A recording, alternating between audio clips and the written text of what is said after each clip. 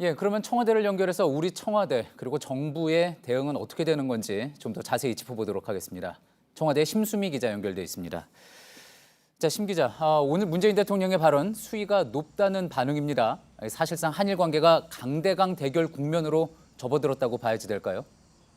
네, 앞서 보셨듯이 우리는 7월 한 달간 일본에 특사를 보냈고요. 이틀 전에도 고위급 협의를 제안했습니다. 이렇게 외교적 노력을 다했음에도 일본이 바뀌지 않자 문 대통령이 보다 확실한 메시지를 던진 겁니다. 수출 규제에 상응하는 조치를 분명히 하겠다는 것이고 그런 맥락에서 일본도 상당한 피해를 입을 수 있다고 경고한 겁니다.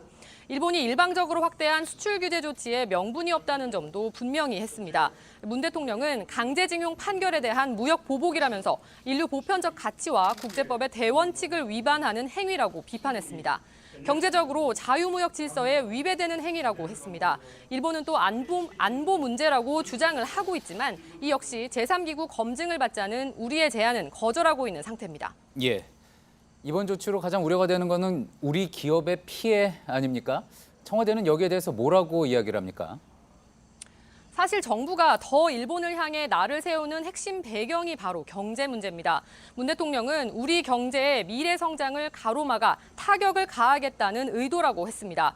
우리 수출 품목의 중요 비중을 차지하는 반도체는 소재, 부품의 일본 의존도가 지나치게 높았고 일본 정부가 정확하게 이 숨통을 끊으려고 한다고 보는 겁니다. 김현종 2차장은 이를 가마우지 경제체제에 빗댔습니다.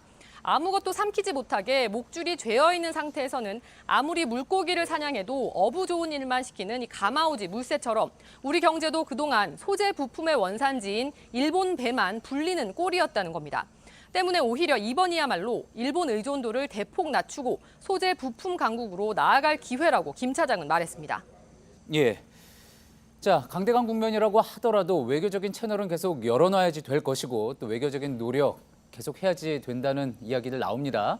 외교적인 어떤 방법 무엇이 있을까요? 청와대 관계자는 중재보다는 관여가 맞다면서도 미국의 역할에 기대감을 버리지 않았습니다. 동북아 안보에 있어서 미국의 영향력이 한일 양국에 모두 적지 않은 만큼 오늘 한미일 외교장관과 같은 이 크고 작은 대화 창구는 계속 이어질 걸로 보입니다.